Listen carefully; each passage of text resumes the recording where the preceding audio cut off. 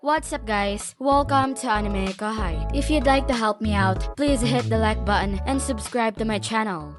However, his lack of understanding worked in his favor this time. Dagruel, for his part, wasn't expecting a detailed explanation. He simply carried on. I don't know what you're so proud of, but it's clear you've matured. You're not the same as the Veldora I once knew. Veldora, once reliant solely on brute force, had transformed into a more strategic fighter.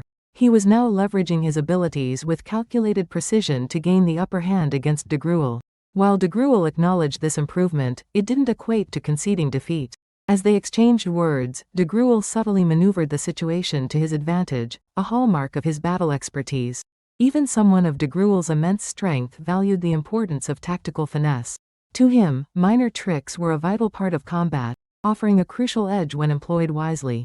From the start, Dagruel's strategy differed from Veldora's. While Veldora focused on incremental gains through clever moves, Dagruel sought to conclude the battle in one decisive strike.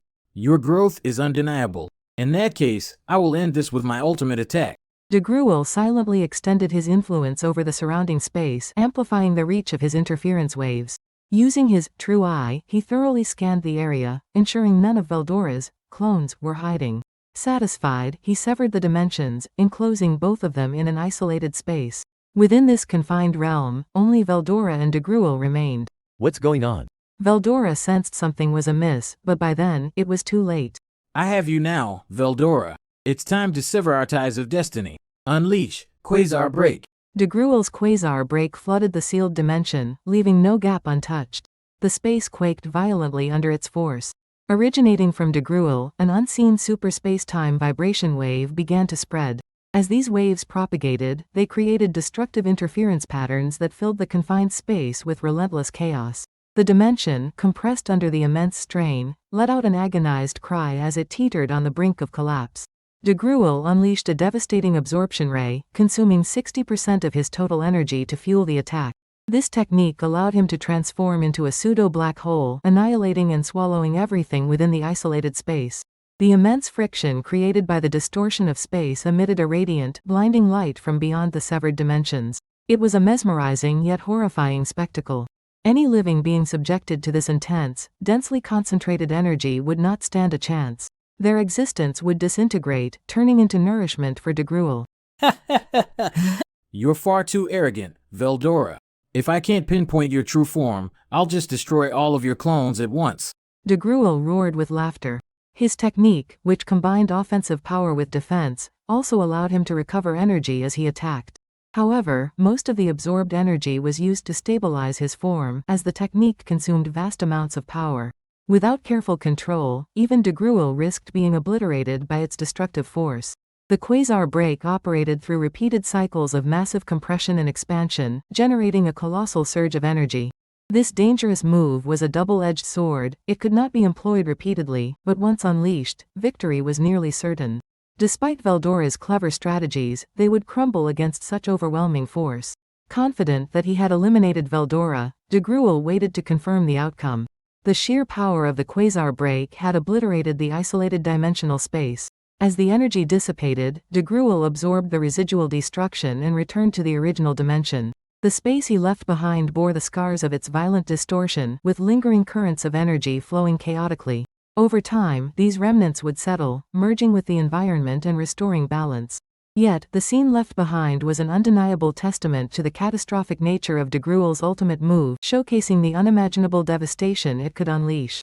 No being in existence should have been able to endure such a devastating attack. It was assumed that Veldora, along with everything else in the isolated space, had been obliterated, consumed by the collapsing dimensions and erased entirely. While a true dragon might eventually regenerate, it wouldn't happen anytime soon. At least for the foreseeable future, Veldora's return seemed impossible, leaving Dagruel as the clear victor. Yet, breaking the silence of triumph, an energetic voice rang across the battlefield. That was a close call, wasn't it? Dagruel's eyes widened in disbelief, his mind racing as he questioned his own senses. Impossible.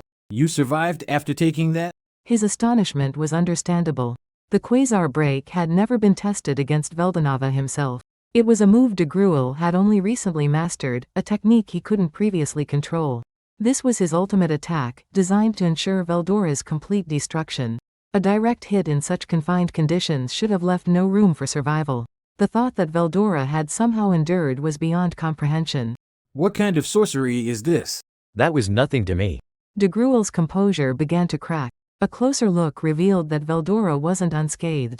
His 2 pairs of wings, both large and small, were battered, tattered, and nearly destroyed. A dark mist seeped from his form, and his magicule reserves were leaking at an alarming rate. For a spiritual life form like Veldora, this was a critical state, one that bordered on death. In truth, Veldora had barely survived by fully utilizing the probability manipulation ability granted by his ultimate skill, Chaos King Nyarlathotep. He had pushed the probability of his existence to its absolute limits, ensuring his survival against all odds. Using the ultimate skill, probability manipulation, of Chaos King Nyarlathotep, Veldora narrowly avoided being obliterated by the interference waves of destructive energy. By allowing the energy to pass through his body rather than resisting it head-on, he managed to evade the full brunt of the destructive force. However, this came at a cost. All of his clones were wiped out, and his main body sustained significant damage from the energy's interference. The sheer power of the quasar break was undeniable. It had pushed even Veldora, the formidable, true dragon, to the brink. It was clear that the Veldora of old would have been completely annihilated by such an attack. Shall we go for another round, then? What? Though Veldora recognized this as a taunt, a trace of fear flickered within him despite his confidence. So, Dagruel had been defeated, and Veldora bore injuries. Neither could afford to act recklessly. Any misstep might lead to disaster. Both combatants stood their ground, locked in a tense standoff, their minds racing to formulate the next move. Veldora mused to himself. This isn't looking good. I couldn't completely dodge that last attack, so if he strikes again, I'll definitely be hit. Not that there will be a next time. He reflected grimly. Despite his wounds, Veldora wasn't the only one suffering. Dagruel had taken his share of damage too. While they appeared outwardly unharmed, the immense loss of energy was undeniable. The real question was, who had been drained more? And what would the outcome be if their conditions were directly compared? Turning his attention inward, Veldora assessed his current state. Magicules seeped steadily from his body, yet he left them unchecked by design. His training in the labyrinth had honed his cunning to a remarkable degree. The quasar break had inflicted greater harm than anticipated, but it wasn't life-threatening. Instead, Veldora deliberately made his injuries seem more severe than they actually were to mislead Dagruel. I've already factored in the energy drained by Xian and Ruminas at the start. What's left now is less than half of my current reserves. He calculated. Yes, we've expended a great deal of energy. But just as planned. The 2 titans were nearly evenly matched. Dagruel's existence value was estimated at an impressive 110 million or more, while Veldora's hovered just below 90 million. On the surface, Dagruel seemed to hold the advantage, bolstered by his ultimate skill, Chaos King Nyarlathotep. However, Veldora's strategy gave him a subtle edge. Even so, a decisive blow eluded him. No matter how they approached it, Dagruel's unyielding resilience made him an almost impenetrable opponent. Could Dagruel exhaust what little energy he had left to land a decisive blow using his own techniques? It wasn't an overstatement to say the entire battle's outcome hinged on this possibility. That's why Veldora decided it was crucial to force Dagruel into depleting his reserves, no matter the cost. Up to this point, Veldora's strategy had been spot on. The unorthodox attacks he launched weren't random, they were meant to provoke Dagruel's pride. By challenging Dagruel's sense of dominance, he planted the idea that Veldora intended to engage in a battle of endurance and outsmart him. Once Dagruel believed this, it was inevitable he'd attempt a bold, decisive strike to end the game and outmaneuver Veldora. And that's exactly what happened. Dagruel went all in, expending much of his energy in the process. According to Veldora's calculations, Dagruel's remaining reserves had dropped to a level equal to or slightly lower than his own. That's right, Dagruel's energy depletion reached nearly 70%, leaving his reserves just under Veldora's. It was a complete turnaround. The disadvantage Veldora had been facing was flipped, and now, he held the upper hand. But that was cutting it way too close. Thank goodness the gamble paid off. A chill ran through Veldora as he remembered the sheer danger of the quasar break. His chances of surviving it had been incredibly slim. I'll never risk something like that again. He promised himself. Of course, even if the gamble had failed, Veldora knew he could rely on Rimuru to bring him back. Despite appearing to have disappeared from this dimension, Veldora was certain Rimuru wasn't gone for good. If Rimuru had truly been destroyed, Veldora wouldn't still exist either. I'll be restored no matter what. so there's no reason to fear even the riskiest gamble. This unshakable confidence was why Veldora had confidently told Dagruel he couldn't win. Knowing he would triumph in the end, Veldora remained unfazed by the dangers. With a sly grin he dared not show outwardly, Veldora exuded an air of calm and assurance. Meanwhile, Dagruel, oblivious to the truth, was left bewildered by Veldora's strange and composed demeanor. The Veldora that Dagruel remembered was a playful troublemaker, often brimming with mischief but also plagued by boredom. He didn't have the mindset to take on challenges seriously and would readily abandon his efforts if the situation became truly threatening. After all, Veldora wasn't obligated to Ruminas, so there was no apparent reason for him to engage in a serious confrontation with Dagruel. Dagruel had assumed that trapping Veldora in the isolation space would force him to surrender. In fact, if Veldora had chosen to flee, Dagruel wouldn't have bothered to give chase. There was no hostility between them. Their past encounters had been more playful than adversarial. Dagruel held no ill will toward Veldora and would have been perfectly content if Veldora had simply run away. Yet, to Dagruel's astonishment, Veldora chose to stand his ground. Even after Dagruel unleashed his ultimate technique with the intent to destroy him, Veldora somehow managed to endure it.